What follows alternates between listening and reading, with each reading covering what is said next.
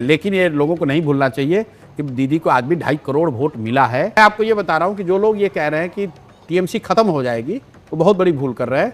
पार्टियां ना एक दिन में बनती है ना एक दिन में खत्म होती है। इतने बड़े बड़े लोग छोड़ के, मतलब सांसद बिल्कुल छोड़कर चले गए। कौन बड़ा आदमी? अब बहुत सारे लोग कौन बड़े लोग? दीदी के सामने वहां वोट दीदी को है, वोट टीएमसी को है, किसी एमपी को वोट नहीं पड़ा। अगर कोई सांसदों को समझ में नहीं आ रहा है क्या? अरे भाई, जान बचाने के लिए मरता क्या ना करता। शायोनी घोष ममता बनर्जी की नकल करती हुए साड़ी, बिंदी, उसी तरह हवाई चप्पल, और देख लीजिए कैसे छोड़कर फुर्र हो गए। मैं आपको बता रहा हूँ, शायोनी घोष को बॉलीवुड वहां की फिल्म इंडस्ट्री से उठाकर दिया गया था टिकट। पहला चुनाव वहां वो हार गई थी, उसके बाद पार्टी ने उनको यूथ का अध्यक्ष बनाया।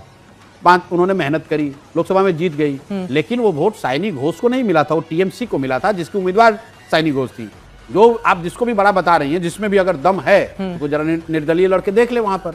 ममता बनर्जी का जो उसमें उनमें चाहे 100 कमी है, लेकिन वो दल ममता बनर्जी ने अपने खून पसीने से बनाया है। कोई ऋतुव्रतो बनर्जी जैसा टुटपुंजिया नेता उसको लेकर जा नहीं सकता है। तो आप यही कहेंगे ना कि ये टुटपुंजिया नेता। मेरे साथ काम किया वो आदमी ने, खत्म।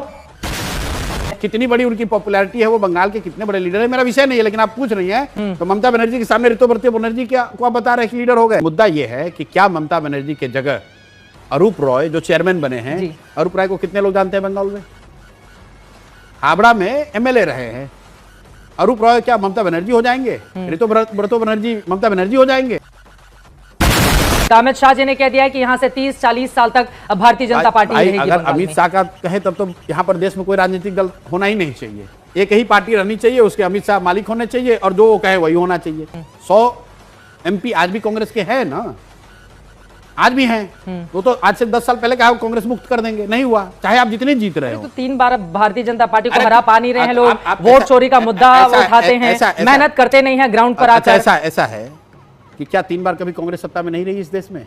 3 बार क्या, वो कितने सालों तक लगातार एक समय है, एक फेज है जिसमें अभी उनका दौर है, चल रहा है। लेकिन ऐसा नहीं है कि अब देश में कभी विपक्ष नहीं होगा, कोई जीतेगा नहीं, भाजपा कभी हारेगी नहीं। और अमित शाह भी ये नहीं मानेंगे कि कभी नहीं हारेंगे। वो खुद कहते हैं चुनाव है, लोकतंत्र, जीत हार हो सकती है। अगर आप इतना नहीं समझते तो आप बहुत क्यूट हैं, बल्कि बहुत म्यूट हैं। आपसे खतरनाक इस देश के लिए कोई हो नहीं सकता। हाँ ठीक है, तो ये तो मोदी जी की यही खासियत है। मैं ऐसा कुछ नहीं कहूंगा, मैं कहूंगा अंगेन घात्रम